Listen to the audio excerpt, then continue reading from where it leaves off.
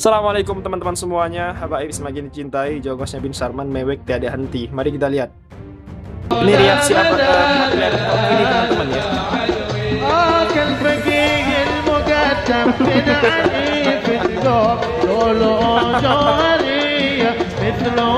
Oke, gini apa? Reaksi nasi kuat leret. Bangsat katanya.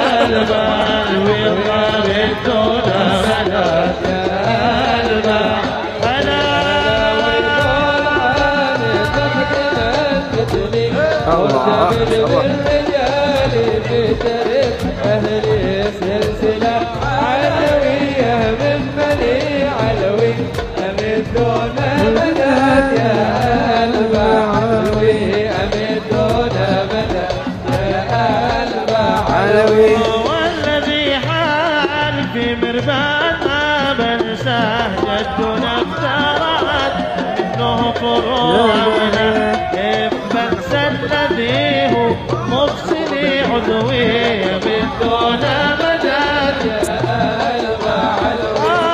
أطفال الولي جدي جمال الليل هو لنا فيفي وزننا والجد بن حسن كم وكم من سر له يهوي فبدون مدد يا قلب علوي فبدون مدد يا قلب علوي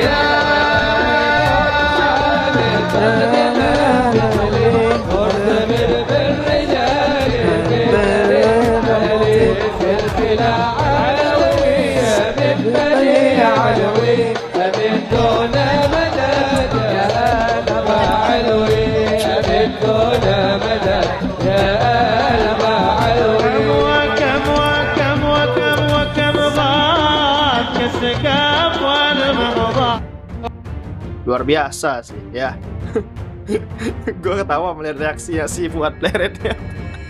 Tapi ngomong bangsat loh si Fuad Leret, teman-teman bayangkan ya. Next. Masya Allah, ada Umar bin Hafiz.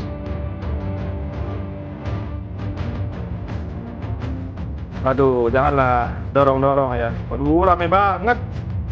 Masya Allah.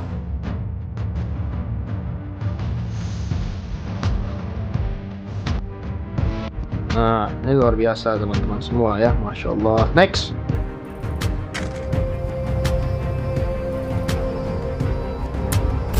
Orang jujur, terpercaya, berintegritas, punya akhlak, tiba-tiba ngaku sebagai utusan Tuhan, ngasih bukti lagi.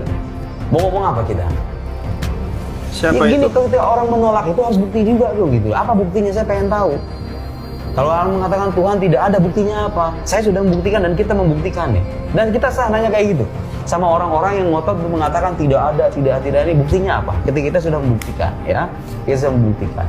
Saya dari dulu nyari buku ateis apa yang secara filosofis bisa meruntuhkan klaim keberadaan Tuhan. Secara filosofis loh ya. Saya nyari-nyari itu nggak ada. Tapi Anda kalau nanya sama saya, kasih tahu Mas buku-buku yang bertebal berjilid-jilid yang buktikan keberadaan Tuhan. Ayo saya bisa ngasih. Ada yang 700 halaman, ada yang 500 halaman, ada yang tadi saya bilang 8 jilid, ada yang sekian jilid, ada yang 12 jilid. Ya Allah. Itu kalau kita bicara bukti. Bukunya Richard Dawkins, semua nyebut Dawkins yang The God Delusion itu kagak ada filsafatnya itu.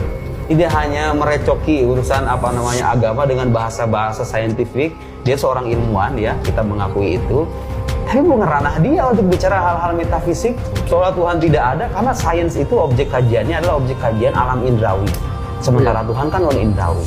Kok bisa-bisanya Anda menggeret pengetahuan yang objek kajiannya bersifat indrawi untuk membahas sesuatu yang bersifat non indrawi? Kan nggak nyambung ya, nggak nyambung. Saya kira kita perlu adil dalam membaca atau memperlakukan pengetahuan yang kita jumpai dalam kehidupan kita itu. Ya, saya kira begitu. Ini dari tadi saya merinding ya, bukan karena ada hantu, tapi sepertinya jawaban-jawaban dari Pak Ustadz Nuruddin ini memang sudah waktunya beliau keluar nih kayaknya. Alhamdulillah, mudah-mudahan. Insya Allah ya, mudah-mudahan bisa menambah wawasan teman-teman semua nih. Nah, ini nggak tahu ya, ini kalau menurut saya aja ya, nanti tolong dikritisi kalau salah. Kenapa sih sekarang itu kayaknya belajar agama itu kayak kurang populer dibandingkan dengan ilmu-ilmu seperti ekonomi, politik, teknologi dan sebagainya. Kalau menurut Pak Ustadz Nurdin bagaimana? Banyak sih sebabnya. Ya orang sekarang kan kalau banyak pragmatis ya. Tujuannya berarti kerjanya jadi apa gitu kan, penghasilannya apa.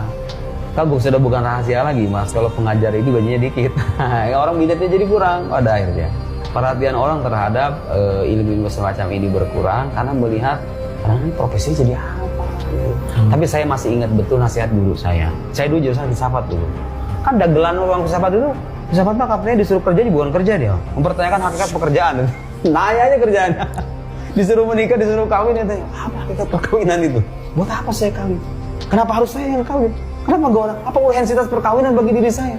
Ditanyakan berarti kagak kawin-kawin ujung-ujungnya. Tapi saya yakin betul bahwa ilmu yang kalau kita sukai, kalau kita berusaha untuk menjadi ahli dalam ilmu itu, kita akan bermanfaat.